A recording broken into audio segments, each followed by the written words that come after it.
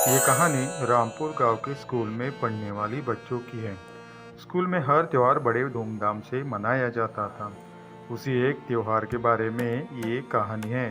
Good morning बच्चों। आज हम भारत की नदियों के बारे में सीखेंगे। तो बच्चों बताओ मुझे प्रमुख 5 नदियों के नाम। टीचर, मैं बताऊं?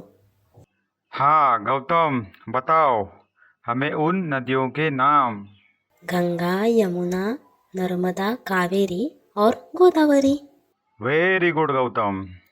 गौतम, जो नदियों बताई उनके साथ साथ जो अन्य नदियां हैं उनके बारे में आज हम सीखेंगे। और इस तरह पूरा घंटा सर नदियों के बारे में जानकारी देते हैं।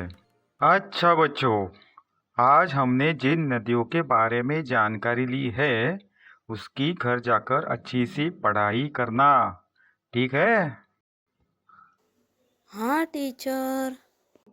तो मुझे बताओ कल कौन सा दिन है, क्या आपको मालूम है? नहीं टीचर, अच्छा ठीक है ठीक है। तुम बताओ। मुझे भी नहीं मालूम टीचर। अच्छा तुम्हें भी नहीं पता। अच्छा अच्छा ठीक है ठीक है। तो मैं ही बता देता हूँ। कल स्कूल में रक्षाबंधन का त्योहार मनाया जाने वाला है। तो क्लास के सारी लड़कियाँ एक एक राखी लेके आएंगे और लड़के एक एक गिफ्ट लेके आएंगे। कुछ समझ में आया आपको?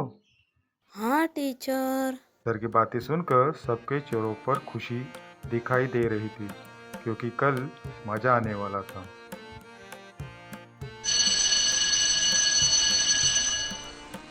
स्कूल छूटने के बाद गौतम और चिंटू आपस में बातें करते हुए घर जाते हैं। गौतम, तुम्हें पता है कल पापा ने मेरे लिए नई साइकिल लाई है। वाह, बढ़िया रे।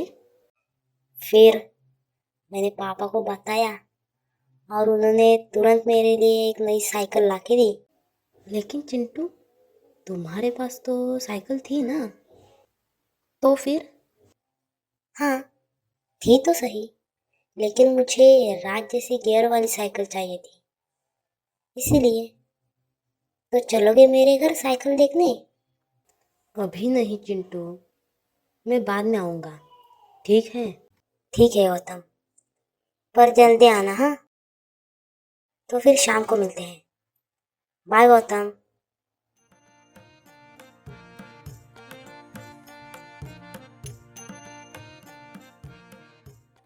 माँ, मैं घर आ गया।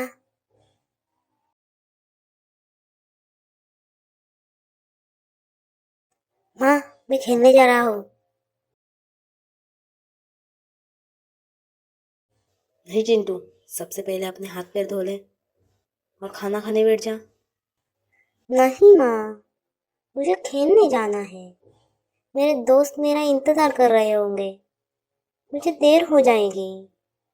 नहीं चिंटू, पहले हाथ पैर धो ले और खाना खाने बैठ जा, बाद में खेलने जाना, ठीक है? ठीक है माँ। माँ, मैंने खाना खा लिया, अब मैं खेलने जाऊँ? ठीक है, लेकिन अंधेरा होने से पहले घर आ जाना। आ जाऊंगा माँ। माँ, मैं तुम्हें बताना ही भूल गया कि कल स्कूल में रक्षाबंधन का कार्यक्रम है। अरे वाह। मैं कल ना पापा ने लाए हुए नए कपड़े पहन कर जाऊंगा हाँ। ठीक है बेटा, लेकिन अब सो जा, काफी रात हो गई है। और कल तुम्हें रक्षाबंधन के लिए स्कूल जाना है ना? हाँ हाँ। तो क्या कल तुम मुझे जल्दी जगाओगी? जरूर बेटा, लेकिन अब जल्दी सो जा, नहीं तो कल देर से उठोगे। हाँ हाँ। गुड नाइट माँ। इतना कहकर चिंटू सो जाता है। अगले दिन चिंटू सुबह जल्दी उठ जाता है। वो बहुत खुश होता है। नए कपड़े पहनकर और अच्छी तरह तैयार होकर वो स्कूल के लिए निकलता है। माँ, मेरी तैयारी हो गई है, मैं अब चलता हूँ। Bye bye. ध्यान से जाना और मजे करना। Bye bye.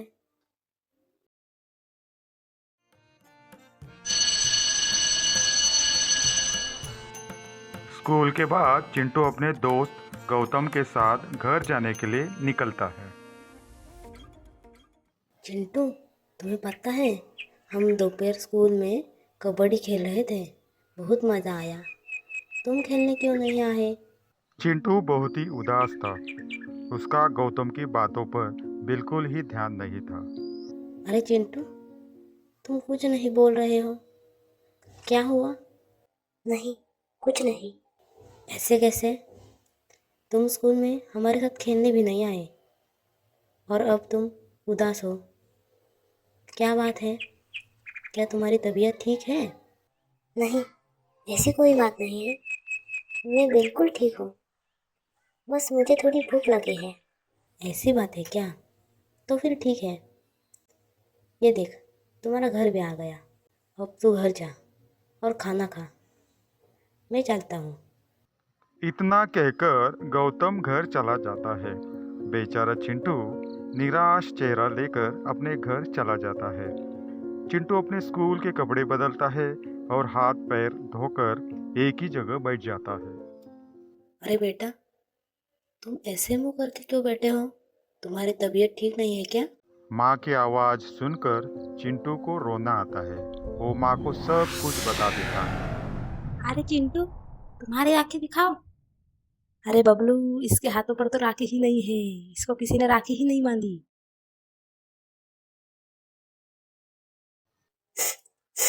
माँ, तुम्हें पता है ना कि आज स्कूल में रक्षाबंधन था?